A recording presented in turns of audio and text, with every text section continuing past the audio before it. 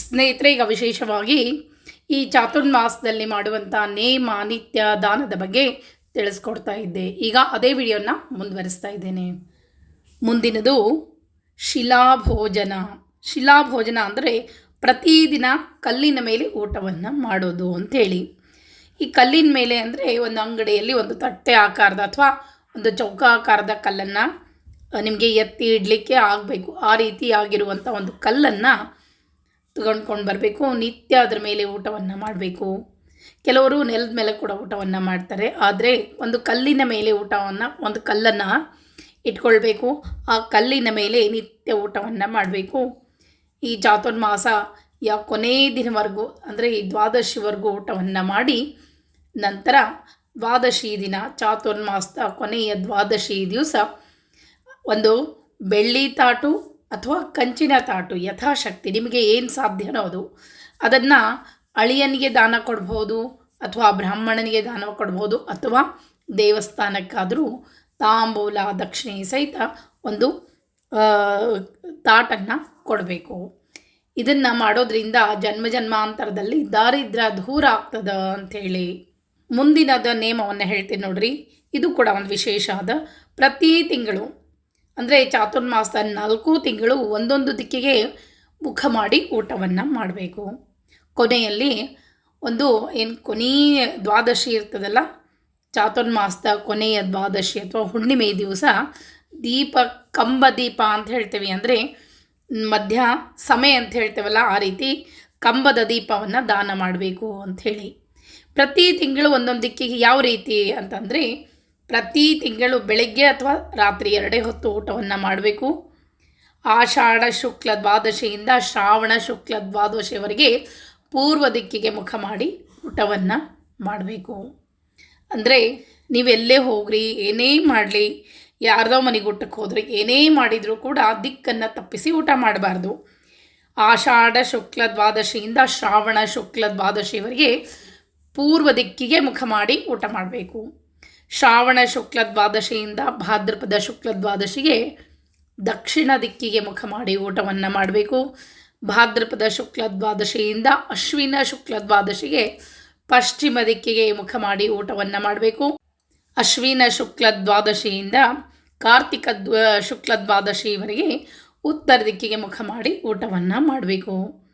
ಈ ರೀತಿಯಾಗಿ ಚಾತುರ್ಮಾಸದಲ್ಲಿ ಪ್ರತಿ ಒಂದೊಂದು ದಿಕ್ಕಿಗೂ ಊಟವನ್ನು ಮಾಡಿ ಕೊನೆಯ ದ್ವಾದಶಿ ದಿವಸ ಊಟವನ್ನು ಮುಗಿದ ಮೇಲೆ ಆ ಒಂದು ದೇವರಿಗೆ ಅಕ್ಷತೆಯನ್ನು ಹಾಕಿ ಕಂಬದ ದೀಪವನ್ನು ತಂದು ಹಚ್ಚಿ ಆಮೇಲೆ ಅರ್ಶಿನ ಕುಂಕುಮ ಏರಿಸಿ ಅದನ್ನು ಬ್ರಾಹ್ಮಣನಿಗೆ ಆಗಿರ್ಬೋದು, ಮುತ್ತೈದಿಗಾಗಿರ್ಬೋದು, ಅಥವಾ ದೇವಸ್ಥಾನಕ್ಕೆ ಜೋಡಿ ದೀಪಗಳನ್ನು ದಾನವಾಗಿ ಕೊಡಬೇಕು. ಕಂಬದ ದೀಪಗಳನ್ನು ದಾನವಾಗಿ ಕೊಡಬೇಕು.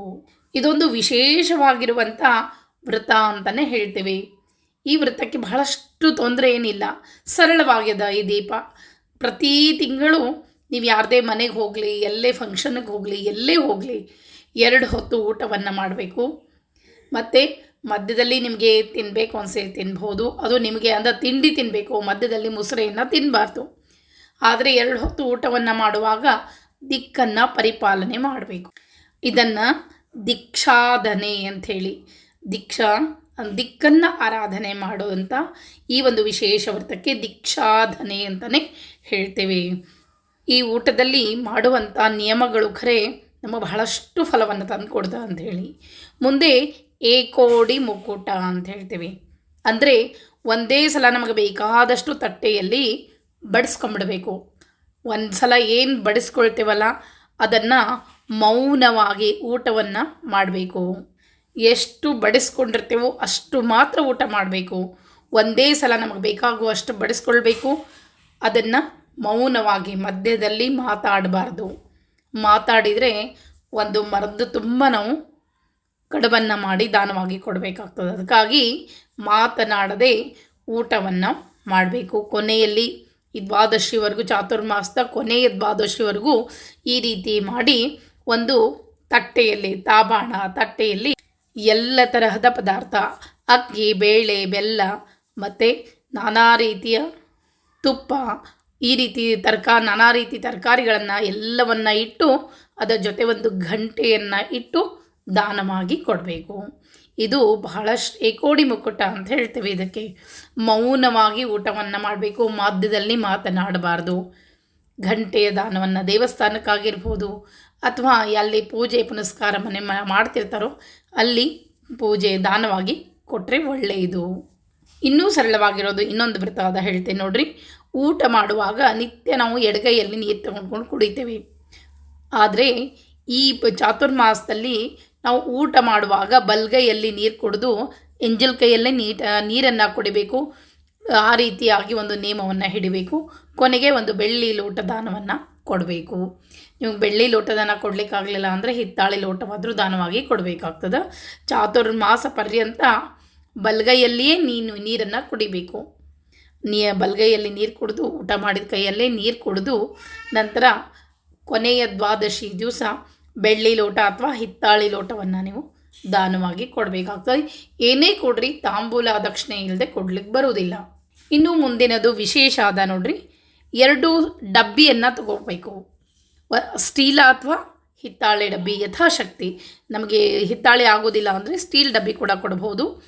ಹಿತ್ತಾಳೆ ಅಥವಾ ಸ್ಟೀಲ್ ಡಬ್ಬಿಯಲ್ಲಿ ಒಂದರಲ್ಲಿ ಖಾರ ಹಾಕಬೇಕು, ಒಂದರಲ್ಲಿ ಸಿಹಿ ತಿಂಡಿ.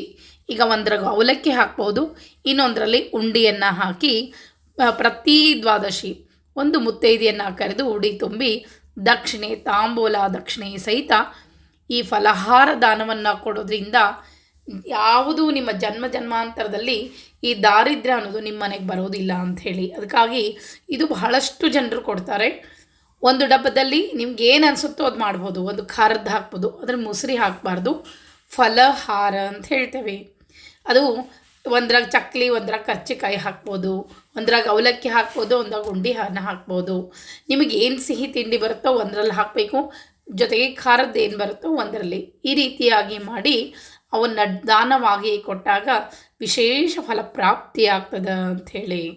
ಪ್ರತಿ ದ್ವಾದಶಿ ಒಂದು ಮುತ್ತೈದೆಗೆ ಒಬ್ಬರಿಗೆ ಬೇಕು ಅಂತಿಲ್ಲ, ಬೇರೆ ಬೇರೆ ಮುತ್ತೈದೆಗೆ ಈ ರೀತಿಯಾಗಿ ಪ್ರತಿ ದ್ವಾದಶಿ ಒಬ್ಬೊಂದು ಮುತ್ತೈದೆಗೆ ಉಡಿಯನ್ನು ತುಂಬಿ ಆ 2 ಡಬ್ಬಿಯನ್ನು ಕೊಡಬಹುದು. ಇದು ವಿಶೇಷ ಫಲಪ್ರಾಪ್ತಿ ಅಂಥೇಳಿ ನಾವು ಈ ದಾನವನ್ನು ಮಾಡ್ತೇವೆ. ಇನ್ನು ಕೆಲವು ಸರಳ ದಾನಗಳನ್ನ ಕೂಡ ನಾನು ಹೇಳ್ತೇನೆ. ಪ್ರತಿ ದ್ವಾದಶಿ ದಿವಸ ಒಂದು ತುಳಸಿ ಕಟ್ಟೆಯನ್ನು ತಗೊಂಬರಬೇಕು. ಪ್ರತಿ ಏಕಾದಶಿ ದಿವಸ ತಂದು ಅದರಲ್ಲಿ ಕೃಷ್ಣನನ್ನು ಇಡಬೇಕು. ಒಂದು ತುಳಸಿ ಕಟ್ಟಿ ಸಣ್ಣ ಪಾಟ್ ಸಿಗ್ತದಲ್ಲ, ಅದರಲ್ಲಿ ತಂದು ಅಂಬೆಗಾಲ ಕೃಷ್ಣನನ್ನು ಅದರಲ್ಲಿ ಇಡಬೇಕು. ಇಟ್ಟು ಅದಕ್ಕೆ ಅರಿಶಿನ ಕುಂಕುಮ ಗೆಜ್ಜೆ ವಸ್ತ್ರ ಇರಿಸಿ ಪೂಜೆಯನ್ನೆಲ್ಲ ಮಾಡಬೇಕು. ಪ್ರತಿ ದ್ವಾದಶಿ ದಿವಸ ಒಂದು ಮುತ್ತೈದೆಗೆ ಉಡಿಯನ್ನು ತುಂಬಿ ಆ ತುಳಸಿ ಕಟ್ಟಿ ದಾನವನ್ನು ಕೊಡಬೇಕು. ತುಳಸಿ ಮತ್ತು ಸಾಲಂಕೃತವಾಗಿರುವಂಥ ತುಳಸಿ ಮತ್ತು ಕೃಷ್ಣ ದಾನ ಬಹಳನೇ ಶ್ರೇಷ್ಠ ಅನ್ನಿಸ್ಕೊಳ್ತದೆ. ಇನ್ನು ಮುಂದಿನದು ಜನ್ಮಾಂತರದಲ್ಲಿ ಒಳ್ಳೆಯ ಮಕ್ಕಳ ಭಾಗ್ಯ ದೊರಿಬೇಕು ಅನ್ನೋದಕ್ಕೆ ಯಾರು ಸಣ್ಣ ಸಣ್ಣ ಕೂಸುಗಳಿರ್ತದಲ್ಲ ಅದಕ್ಕೆ ಅಂಗಿ ಟೋಪಿ ದಾನ ಕೊಡೋದು ವಿಶೇಷ ಅಂತ ಹೇಳ್ತೀವಿ. ಪ್ರತಿ ದ್ವಾದಶಿ ಒಂದು ಹೆಣ್ಮಗು ಇರ್ತದಲ್ಲ ಅಥವಾ ಗಂಡು ಮಗು ಇರ್ತದೋ, ಕೂಸಿಗೆ ಸಣ್ಣ ಕೂಸು ಇರಬೇಕು, ಅದು ವರ್ಷದೊಳಗಿನ ಸಣ್ಣ ಕೂಸಿಗೆ ಹೊಸ ಅಂಗಿ ಹೊಲಿಬೇಕು. ಅಥವಾ ಅಂಗಡಿಯಲ್ಲಿ ಸಿಗುವಂಥ ಶಾಪ್ನಲ್ಲಿ ಸಿಗುವಂಥ ಕೂಡ ಒಳ್ಳೆಯ ಒಂದು ಅಂಗಿಯನ್ನು ತೆಗೆದುಕೊಳ್ಬೇಕು. ಒಂದು ಟಪ್ಪಿಗೆಯನ್ನು ತೆಗೆದುಕೊಳ್ಬೇಕು. ಬರೀ ಒಂಟಂಗಿ ಕೊಡಬಾರ್ದು.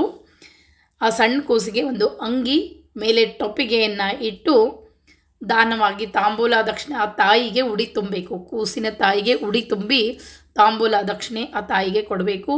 ಆ ಕೂಸಿಗೆ ಅಂಗಿ ಟೊಪ್ಪಿಗೆ ದಾನ ಜನ್ಮಾಂತರದಲ್ಲಿ ಒಳ್ಳೆಯ ಮಕ್ಕಳ ಭಾಗ್ಯಕ್ಕಾಗಿ ಈ ದಾನವನ್ನು ಮಾಡ್ತಾರೆ. ಇದು ಕೂಡ ಈ ಚಾತುರ್ಮಾಸದಲ್ಲಿ ಶ್ರೇಷ್ಠ ದಾನ ಅನಿಸ್ಕೊಳ್ತದೆ. ಇನ್ನು ಗೆಜ್ಜೆ ವಸ್ತ್ರ ಏರಿಸೋದು. ಪ್ರತಿ ದಿವಸ ನಿಮ್ಮ ಮನೆಯಲ್ಲಿರುವಂಥ ತುಳಸಿ ಒಳಗೆ ಒಂದು ಶ್ರೀಕೃಷ್ಣನ ಇಟ್ಕೊಳ್ಬೇಕು. ಇಟ್ಟು ನಿತ್ಯ ಅಂದರೆ ಚಾತುರ್ಮಾಸದ ಒಳಗೆ ನೀವು 1,00,000 ಗೆಜ್ಜೆ ವಸ್ತ್ರ ಇರಿಸಬೇಕು ಅನ್ನೋದಾದರೆ ನೀವು ಈಗಾಗಲೇ ಇದನ್ನು ನಾನು ಪೂರ್ಣ ವಿವರವಾಗಿ ವಿಡಿಯೋವನ್ನು ಹಾಕೀನಿ. ಆದರೂ ಕೂಡ ಹೇಳ್ತೀನಿ, ಪ್ರತಿ ದಿವಸ ತುಳಸಿಗೆ ಗೆಜ್ಜೆ ವಸ್ತ್ರ ಏರಿಸಬೇಕು. 1008 ಈ ರೀತಿಯಾಗಿ ಒಂದು ಸಂಖ್ಯೆಯನ್ನು ಇಟ್ಕೊಳ್ಬೇಕು ನೀವು. ಆ ರೀತಿ ಸಂಖ್ಯೆ ಪ್ರತಿನಿತ್ಯವಾಗಿ ಗೆಜ್ಜೆ ವಸ್ತ್ರವನ್ನು ತುಳಸಿಗೆ ಏರಿಸಬೇಕು.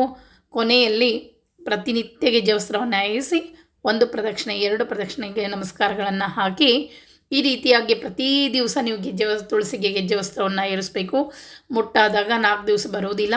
ಅಕಸ್ಮಾತ್ 5ನೇ ದಿವಸವೂ ನಿಮಗೆ ರಕ್ತಸ್ರಾವ ಇದ್ದರೆ ಕೂಡ ಅದು ಬರೋಂಗಿಲ್ಲ. ನಂತರ 5 ದಿವಸ ಬಿಟ್ಟು 6ನೇ ದಿವಸದಿಂದ ಮತ್ತೆ ಶುರು ಮಾಡಬೇಕು. ಈ ರೀತಿಯಾಗಿ ಪ್ರತಿ ದಿವಸ ತುಳಸಿಗೆ ಗೆಜ್ಜೆ ವಸ್ತ್ರ ಏರಿಸಿ ಕೊನೆ ದ್ವಾದಶಿ ನಂತರ ಒಂದು ಕುಮಾರಿ ಹೆಣ್ಣು ಮಗುವಿಗೆ ಲಂಗರವಿಕೆಯನ್ನು ಹೊಲಿಸಿ ಕೊಡಬೇಕು. ನೀವು ಬಟ್ಟೆ ಕೊಡ್ಬೋದು ಅಥವಾ ಹೊಲಿಸಿ ಕೊಡ್ಬೋದು. ಕಾಲ್ಗೆಜ್ಜೆಯನ್ನಾದರೂ ಕೊಡಬೇಕು.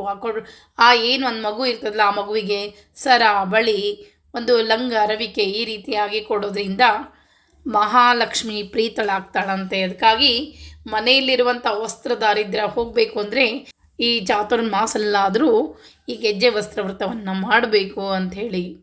ಈ ರೀತಿಯಾಗಿ ಮಹಾಲಕ್ಷ್ಮಿ ಪ್ರೀತಳಾಗುವಂಥ ಈ ವ್ರತವನ್ನು ಬಹಳ ಸರಳದ ಇದನ್ನು ಕೂಡ ನೀವು ಹಿಡಿಬಹುದು. ಇನ್ನು ವಿಶೇಷವಾಗಿ ಪಾಯಸದಾನ ಅಂತ ಹೇಳ್ತೀವಿ. ಪ್ರತಿ ದ್ವಾದಶಿ ದಿವಸ ಶಾವಿಗೆ ಪಾಯಸವನ್ನು ಮಾಡಿ, ಅಥವಾ ಶಾವಿಗೆ ನಿಮಗೆ ಮಡಿಯಲ್ಲಿ ಮಾಡಲಿಕ್ಕೆ ಬರುವುದಿಲ್ಲ ಅಂದರೆ ಬಟ್ವಿ ಪಾಯಸ ಅಂತ ಹೇಳ್ತೀವಿ. ಆ ರೀತಿ ಬಟ್ವಿ ಪಾಯಸ ಕೂಡ ಮಾಡ್ಬೋದು. ಮಾಡಿ ದಾನವನ್ನು ಕೊಡಬೇಕು. ಆದರೆ ಚಾತುರ್ಮಾಸದಲ್ಲಿ ಕ್ಷೀರವ್ರತವಂತ ಬರ್ತದೆ. ಯಾಕಂದರೆ ಶಾವಿಗೆ ಪಾಯಸಕ್ಕೆ ಹಾಲು ಮುಖ್ಯ ಇರ್ತದೆ. ನೀರಿನಲ್ಲಿ ಕುದಿಸ್ಬಾರ್ದು, ಹಾಲಿನಲ್ಲಿ ಕುದಿಸ್ಬೇಕು. ಶಾವಿಗೆಯನ್ನು ಹಾಲಿನಲ್ಲಿ ಕುದಿಸಿದ್ರೆ ಮಾತ್ರ ದಾನ ಕೊಡಲಿಕ್ಕೆ ಬರ್ತದೆ. ನೀರಿನೊಳಗೆ ಕುದಿಸಿದ್ರೆ ಅದು ಮೊಸರಿ ಆಗ್ತದೆ ಅಂತ ಹೇಳ್ತೇವೆ. ಅದಕ್ಕಾಗಿ ಶಾವಿಗೆ ಮನೆಯಲ್ಲಿ ಮಾಡಿದ್ದೇ ಆಗಿರ್ಬೋದು, ಹಾಲಿನೊಳಗಿಟ್ಟು ಕಲಸಿ ಮಾಡಿರ್ತಾರಲ್ಲ, ಅದು ಶ್ರೇಷ್ಠ ಅನ್ನಿಸ್ಕೊಳ್ತದೆ. ಪ್ರತಿ ದ್ವಾದಶಿ ಶಾವಿಗೆ ಪಾಯಸವನ್ನು ಮಾಡಿ ಹಾಲಿನಲ್ಲಿ ಮಾಡಿ ಒಂದು ಕಂಚಿನ ಬಟ್ಲಲ್ಲಿ ಹಾಕಿ ದಾನವನ್ನು ಕೊಡಬೇಕು ಅಂಥೇಳಿ. ಕಂಚಿನ ಬಟ್ಲಲ್ಲಿ ಕೆಲವೊಂದು ಸಲ ಬಿಡ್ತದೆ. ಅದಕ್ಕಾಗಿ ಮೊದಲು ಸ್ಟೀಲ್ ಬಟ್ಲಲ್ಲಿ ಅದನ್ನು ಹಾಕ್ಕೊಂಡು ದಾನ ಕೊಡು. ಒಂದು 10 ನಿಮಿಷ ಮೊದಲು ಆ ಕಂಚಿನ ಬಟ್ಲಲ್ಲಿ ಹಾಕಿ ದಾನವಾಗಿ ಕೊಡ್ಬೋದು. ಕಂಚಿನ ಬಟ್ಲು ಕಲಾಯಿ ಹಾಕ್ಸಿದ್ರೆ ಏನೂ ಅದು ಆಗೋದಿಲ್ಲ.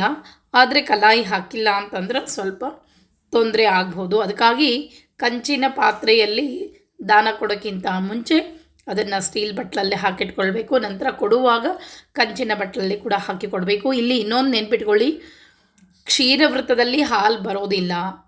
ಆವಾಗ ನಾವು ತೆಂಗಿನ ಹಾಲಿನಲ್ಲಿ ಕೂಡ ನಾವು ಮಾಡ್ಬೋದು. ಇನ್ನು ವಿಶೇಷವಾಗಿ ಇನ್ನೂ ಒಂದು ದಾನ ನಿತ್ಯ ದಾನ ಅಂತ ಹೇಳ್ತೇವೆ.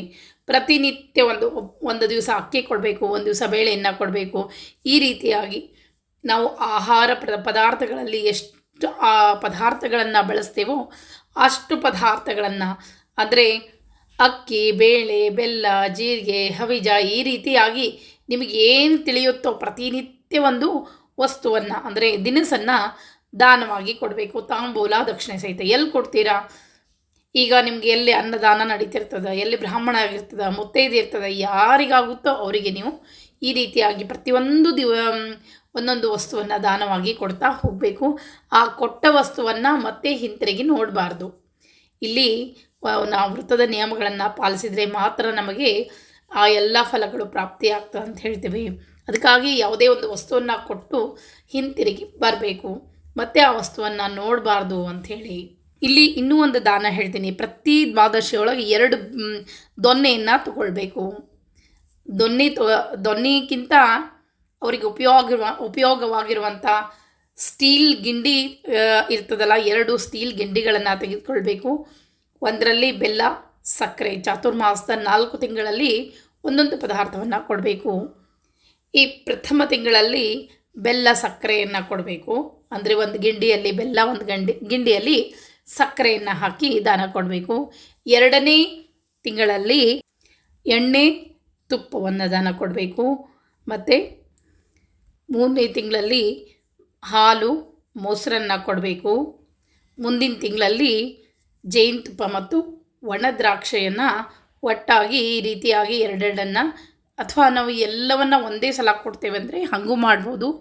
ಎಲ್ಲವನ್ನು ಸೇರಿಸ್ಕೊಂಡು ಪ್ರತಿ ದ್ವಾದಶಿ ಕೊಡ್ತೇನೆ ಅಂದರೆ ಹಾಗೂ ಮಾಡ್ಬೋದು.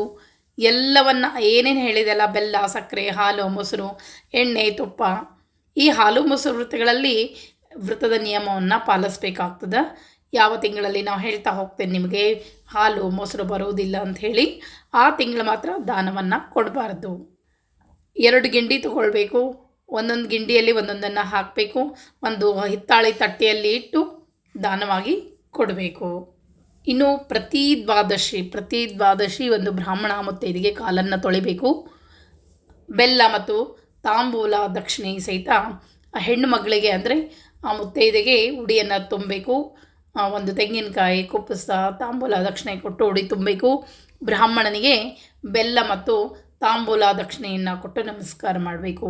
ಈ ರೀತಿಯಾಗಿ ಪ್ರತಿ ದ್ವಾದಶಿ ದಿವಸ ಈ ರೀತಿ ಮಾಡ್ತಾ ಹೋಗಿ ಕೊನೆಯ ದ್ವಾದಶಿಗೆ ವಸ್ತ್ರಗಳನ್ನು ದಾನವಾಗಿ ಕೊಡಬೇಕು. ಇನ್ನು ವಿಶೇಷವಾಗಿ ಕೊಡ್ತೇನೆ ಅನ್ನೋದಾದರೆ ಒಂದು ತುಳಸಿ ಪೂಜೆಗೆ ಬೇಕಾಗಿರುವಂಥ ಸಾಮಗ್ರಿಗಳು ಅಂತ ಹೇಳ್ತೇವೆ. ಪ್ರತಿ ದ್ವಾದಶಿ ದಿವಸ ಒಂದು ಹಿತ್ತಾಳಿ ತಟ್ಟೆಯನ್ನು ಇಟ್ಕೊಳ್ಬೇಕು. ಆ ಹಿತ್ತಾಳಿ ತಟ್ಟೆ ದಾನವಾಗಿ ಕೊಡಲಿಕ್ಕೆ ಆ ಹಿತ್ತಾಳಿ ತಟ್ಟೆಯಲ್ಲಿ ಬಳೆ ಇಟ್ಕೊಳ್ಬೇಕು. ಗೆಜ್ಜೆ ವಸ್ತ್ರ ಅಂದರೆ ತುಳಸಿಗೆ ಏನೇನು ಏರಿಸ್ತೇವೆ ಅದೆಲ್ಲ ಇಟ್ಕೊಳ್ಬೇಕು. ಅರಿಶಿನ ಕುಂಕುಮಕ್ಕೆ ಸಣ್ಣ ಸಣ್ಣ ಬಟ್ಲುಗಳನ್ನ ಇಟ್ಕೊಳ್ಬೇಕು. ಅರಿಶಿನ ಕುಂಕುಮದ ಬಟ್ಲೆ ಇಡಬೇಕು. ಸಣ್ಣ ಅಂಬೆಗಾಲು ಕೃಷ್ಣನ ಇಟ್ಕೊಳ್ಬೇಕು. ತುಳಸಿ ಪೂಜೆಗೆ ನಾವು ಕಲ್ಲು ಸಕ್ಕರೆ ನೈವೇದ್ಯ ಮಾಡ್ತೇವೆ, ಕಲ್ಲು ಸಕ್ಕರೆ ಇಡಬೇಕು. ಬಳೆಯನ್ನು ಇಡಬೇಕು. ಗೆಜ್ಜೆ ವಸ್ತ್ರ ಇಡಬೇಕು. ಮಂತ್ರಾಕ್ಷತೆ ಇಡಬೇಕು. ಎಲ್ಲಿ ಅಡಿಕೆ, ತಾಂಬೂಲ, ದಕ್ಷಿಣೆ, ಹೂ ಇಡಬೇಕು. ಮತ್ತು ಉಡಿ ತುಂಬಲಿಕ್ಕೆ ಅಕ್ಕಿ ಇಟ್ಕೊಳ್ಬೇಕು. ಒಂದು ಕರಿಮಣಿ, ಮಾಂಗಲ್ಯ ಅಂದರೆ ಕರಿಮಣಿ ಇಟ್ಕೊಂಡ್ರೆ ಸಾಕು. ಕಾಲುಂಗ್ರ ಇದ್ದರೆ ಕಾಲುಂಗ್ರ ಇಟ್ಕೊಳ್ಳಿಕ್ಕಾಗ್ತಿದ್ರೆ ಬೆಳ್ಳಿ ಕಾಲುಂಗ್ರ ಇಟ್ಕೊಳ್ಬೇಕು. ಒಂದು ಪೂಜೆಗೆ ಸಣ್ಣ ಪುಟ್ಟ ಗಿಂಡಿ ಇಡಬೇಕು. ಒಂದು ಜೊತೆ ದೀಪ ಇಡಬೇಕು. ಕರಿಮಣಿ ಗುಚ್ಚು ಅಂತ ಹೇಳಿದೆ ಈಗಾಗಲೇ. ಕರಿಮಣಿ ಅಂದರೆ ನಾವು ಏನು ತುಳಸಿಗೆ ಕರಿಮಣಿ ಇಟ್ಟು ಪೂಜೆಯನ್ನು ಮಾಡ್ತೇವಲ್ಲ ಅದೇ ರೀತಿಯಾಗಿ. ಆದರೆ ನಿಮಗೆ ತಾಳಿ ಬಂಗಾರ ತಾಳಿ ಕೊಡಲಿಕ್ಕಾಗಲ್ಲ ಅಂದರೆ ಬಿಟ್ಬಿಡ್ರಿ. ಕರಿಮಣಿ ಗುಚ್ಚಿರ್ತದಲ್ಲ ಅದನ್ನ ಇಡಬೇಕು. ಈ ರೀತಿಯಾಗಿ ಎಲ್ಲವನ್ನು ಜೋಡಿಸಿ ಇಡಬೇಕು. ಆ ದೀಪದಲ್ಲಿ ಜೋಡು ಬತ್ತಿಯನ್ನು ಹಾಕಿರಬೇಕು. ಸ್ವಲ್ಪ ತುಪ್ಪವನ್ನು ಹಾಕಿರಬೇಕು. ಈ ರೀತಿಯಾಗಿ ಹಿತ್ತಾಳಿ ತಟ್ಟೆಯಲ್ಲಿ ಎಲ್ಲವನ್ನು ಜೋಡಿಸಿ ಒಂದು ಸಣ್ಣ ತುಳಸಿಯನ್ನು ಅದರಲ್ಲಿ ಇಟ್ಟು ದಾನವಾಗಿ ಕೊಟ್ಟರೆ ಅದು ವಿಶೇಷ ದಾನ ಅನಿಸ್ಕೊಳ್ತದೆ.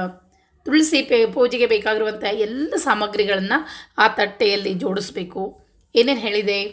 ಅರಿಶಿನ ಕುಂಕುಮದ ಜೋಡು ಬಟ್ಲು, ಹಿತ್ತಾಳಿ ಸಣ್ಣ ಸಣ್ಣ 2 ಬಟ್ಲುಗಳು, ಅಂಬೆಗಾಲು ಕೃಷ್ಣ, ಕಲ್ಲು ಸಕ್ಕರೆ ನೈವೇದ್ಯಕ್ಕೆ, ಆಕೆಗೆ ಬಳೆಯನ್ನು ಹಾಕಲಿಕ್ಕೆ ಬಳೆಯನ್ನು, ಗೆಜ್ಜೆ ವಸ್ತ್ರ, ಮಂತ್ರಾಕ್ಷತೆ, ಎಲೆ ಅಡಿಕೆ, ಹೂವು, ದಕ್ಷಿಣೆ, ಉಡಿ ಅಕ್ಕಿ, ಮಾಂಗಲ್ಯ ಅಂದರೆ ಕರಿಮಣಿ ಗುಚ್ಚು, ಒಂದು ಪುಟ್ಟ ಗಿಂಡಿ, 2 ದೀಪಗಳನ್ನು ಇಟ್ಟು ಅದನ್ನು ಪೂರ್ಣ ತಟ್ಟೆಯನ್ನು ದಾನವಾಗಿ ಅಂದರೆ ಸಣ್ಣಕ್ಕೆ ಒಂದು ತುಳಸಿ ಕಟ್ಟೆಯನ್ನು ಇಟ್ಟು ದಾನವಾಗಿ ಕೊಟ್ಟರೆ ವಿಶೇಷ ದಾನ ಅಂತ ಅನ್ನಿಸ್ಕೊಳ್ತದೆ. ಪ್ರತಿ ದ್ವಾದಶಿ ಚಾತುರ್ಮಾಸ ಮುಗಿಯೋವರೆಗೂ ಕೊಡಬೇಕು. ನಂತರ ಕೊನೆಯ ದ್ವಾದಶಿ ನಿಮಗೆ ಬ್ರಾಹ್ಮಣ ಮುತ್ತೈದೆಗೆ ಊಟಕ್ಕೆ ಕರೆದು ಊಟಕ್ಕೆ ಹಾಕಿ ವಸ್ತ್ರದಾನ ಜೊತೆಗೆ ಈ ರೀತಿ ಪೂಜಾ ಸಾಮಗ್ರಿಗಳನ್ನ ಕೊಡಲಿಕ್ಕಾದರೆ ಕೊಡ್ಬೋದು. ಇಲ್ಲದಿದ್ದರೆ ಅಷ್ಟೇ ಪೂಜಾ ಸಾಮಗ್ರಿಗಳನ್ನ ಕೊಟ್ಟು ನಮಸ್ಕಾರ ಮಾಡಿದರೆ ಸಾಕು. ಇನ್ನು ವಿಶೇಷವಾಗಿ ಪ್ರತಿ ದ್ವಾದಶಿ ಸಾಯಂಕಾಲ ರೇಷ್ಮೆ ಮಡಿ ಉಟ್ಟು ಅಂದರೆ ರೇಷ್ಮೆ ಮಡಿ ಸೀರೆಯನ್ನು ಉಟ್ಕೊಂಡು ತುಳಸಿ ಪೂಜೆಯನ್ನು ಮಾಡಬೇಕು. ಕೊನೆ ದ್ವಾದಶಿ ಅಂದರೆ ನಾವು ತುಳಸಿ ಲಗ್ನದ ದಿವಸ ಯಾವ ರೀತಿಯಾಗಿ ಪೂಜೆಯನ್ನು ಮಾಡ್ತೇವೋ ಅದೇ ರೀತಿಯಾಗಿ ಪ್ರತಿ ದ್ವಾದಶಿ ತುಳಸಿಗೆ ಸಾಯಂಕಾಲ ಸಮಯದಲ್ಲಿ ಪೂಜೆಯನ್ನು ಮಾಡಬೇಕು. ನಂತರ ಕೊನೆಯ ದ್ವಾದಶಿ ಒಂದೇ ದ್ವಾದಶಿ ನೀವು ತುಳಸಿಗೆ ಪೂಜೆಗೆ ಬೇಕಾಗಿರುವಂಥ ಎಲ್ಲ ಸಾಮಗ್ರಿಗಳನ್ನ ನಾವು ತಟ್ಟೆಯಲ್ಲಿಟ್ಟು ದಾನವಾಗಿ ಕೊಡಬೇಕು. ಇನ್ನು ವಿಶೇಷ ದಾನ ಅಂತ ಹೇಳ್ತೇವೆ, ಅದು ವಿಷ್ಣು ಪಾದದಾನ ಅಂಥೇಳಿ. ಈ ವಿಷ್ಣು ಪಾದದಾನವನ್ನು ಮಾಡೋದ್ರಿಂದ ನಮ್ಮ ಪೂರ್ವಜರಿಗೂ ಏನಾದರೂ ಯಾವುದರೇ ಅನಿಷ್ಟ ಯೋನಿಗಳಲ್ಲಿ ಜನಿಸಿದರೆ ಅವರಿಗೂ ಕೂಡ ಮುಕ್ತಿ ದೊರಕ್ತದಂತ. ಅದಕ್ಕಾಗಿ ವಿಷ್ಣು ಪಾದದಾನ ಅಂತ ಹೇಳ್ತೇವೆ. ಒಂದು ಹಿತ್ತಾಳಿ ಡಬ್ಬದಲ್ಲಿ ವಿಷ್ಣು ಪಾದವನ್ನು ಇಟ್ಟು ಏಕಾದಶಿ ದಿವಸ ಅದಕ್ಕೆ ಗೆಜ್ಜೆ ವಸ್ತ್ರ, ಅರಿಶಿನ ಕುಂಕುಮ ಎಲ್ಲವೂ ಏರಿಸಿ ಪೂಜೆಯನ್ನು ಮಾಡಬೇಕು. ನಂತರ ಅದಕ್ಕೆ ಶಂಖ ಚಕ್ರ ಇದ್ದರೆ ಇಡಬೇಕು. ಇಲ್ಲದೆ ಇದ್ದರೆ ಬರೀ ಏನು ವಿಷ್ಣು ಪಾದ ಇರ್ತದನ್ನ ಆ ಪ್ರತಿ ದ್ವಾದಶಿ ಆ ಒಂದು ಬ್ರಾಹ್ಮಣನಿಗೆ ಅಥವಾ ಮುತ್ತೈದೆಗೆ ಉಡಿಯನ್ನು ತುಂಬಿ ದಕ್ಷಿಣೆ, ತಾಂಬೂಲ ದಕ್ಷಿಣೆ ಸಹಿತ ದಾನವಾಗಿ ಕೊಡಬೇಕು. ಇದು ಕೂಡ ವಿಶೇಷ ದಾನನೇ ಅಂತ ಅನಿಸ್ಕೊಳ್ತದೆ. ಇನ್ನು ಸಂಧ್ಯಾ ವಂದನೆಗೆ ಬೇಕಾಗಿರುವಂಥ ಸಾಮಗ್ರಿಗಳು ಅಂತ ಹೇಳ್ತೇವೆ. ಅಂದರೆ ತಾಮ್ರದ ತಟ್ಟೆ, ಉದ್ಧರಣಿ, ಈ ರೀತಿಯಾಗಿ ಸಂಧ್ಯಾ ವಂದನೆಗೆ ಬೇಕಾಗಿರುವಂಥ ತಾಮ್ರದ ಒಂದು ಲೋಟ, ಈ ರೀತಿಯಾಗಿ ಸಂಧ್ಯಾ ವಂದನೆಗೆ ಬೇಕಾಗಿರುವಂಥ ಆ ಪಾತ್ರೆಗಳನ್ನು ದಾನವಾಗಿ ಕೊಡೋದು ಮಕ್ಕಳಿಗೂ ಕೂಡ ಬಹಳಷ್ಟು ಒಳ್ಳೆಯದು. ಈ ರೀತಿಯಾಗಿ ಈ ಚಾತುರ್ಮಾಸದಲ್ಲಿ ಪ್ರತಿ ದ್ವಾದಶಿ ದಿವಸ ಸಂಧ್ಯಾ ವಂದನೆಗೆ ಬೇಕಾಗಿರುವಂಥ ಸಾಮಗ್ರಿಗಳ ದಾನ ಕೊಡೋದ್ರಿಂದ ನಮ್ಮ ಮಕ್ಕಳಿಗೂ ಕೂಡ ಒಳ್ಳೆಯದಾಗ್ತದಂತ. ಇನ್ನೂ ಬೇಕಾದಷ್ಟು ದಾನಗಳು, ಇನ್ನೂ ನಾನು ಅರ್ಧ ಕೂಡ ಬಂದಿಲ್ಲ, ಅಷ್ಟೊಂದು ದಾನಗಳು, ಬೇಕಾದಷ್ಟು ದಾನಗಳವ. ಮುಂದಿನ ವಿಡಿಯೋದಲ್ಲಿ ಮತ್ತೆ ಅವನ್ನೇ ತಿಳಿಸ್ಕೊಡ್ತಾ ಹೋಗ್ತೀನಿ. ಇಷ್ಟು ದಾನಗಳಲ್ಲಿ, ಇಷ್ಟು ವ್ರತಗಳಲ್ಲಿ ನಿಮಗೆ ಯಾವುದು ಸರಳ ಅನ್ನಿಸ್ತದೋ ಆ ಒಂದು ವ್ರತವನ್ನಾದರೂ ಮಾಡಿಕೊಂಡು ಜನ್ಮ ಪಾವನ ಮಾಡಿಕೊಳ್ಬೇಕು ಅಂಥೇಳಿ ಭಗವಂತ ಕೊಟ್ಟಿರುವಂಥ ಈ ದೇಹವನ್ನು ಸ್ವಲ್ಪ ಆದರೂ ಭಗವಂತನ ಕಡೆಗೆ ನಾವು ಅಂದರೆ ಆ ಥರ ಒಂದು ನಾಮಸ್ಮರಣೆಯಿಂದ ಕಳಿಬೇಕು ಅನ್ನೋದಕ್ಕೆ ಈ ಎಲ್ಲ ಚಾತುರ್ಮಾಸ ನೇಮ ನಿತ್ಯಗಳು ಅನಂತವಾದ ಫಲವನ್ನು ತಂದುಕೊಡ್ತದೆ. ದುಃಖ ದಾರಿದ್ರ್ಯಗಳನ್ನ ದೂರ ಮಾಡುವಂಥ ಈ ಚಾತುರ್ಮಾಸ ನೇಮ ನಿತ್ಯಗಳನ್ನ ಮತ್ತೆ ಬೇಕಾದಷ್ಟವ ಮುಂದಿನ ವಿಡಿಯೋದಲ್ಲಿ ತಿಳಿಸ್ಕೊಡ್ತಾ ಹೋಗ್ತೀನಿ. ಇನ್ನೂ ಸರಳವಾಗಿರುವಂಥ ಕೆಲವೊಂದು ವಿಡಿಯೋಗಳನ್ನ ಕೂಡ ಮಾಡಿ ತೋರಿಸ್ತೀನಿ. ಮತ್ತೆ ಮುಂದಿನ ವಿಡಿಯೋದಲ್ಲಿ ಸಿಗ್ತೀನಿ. ನಮಸ್ಕಾರ.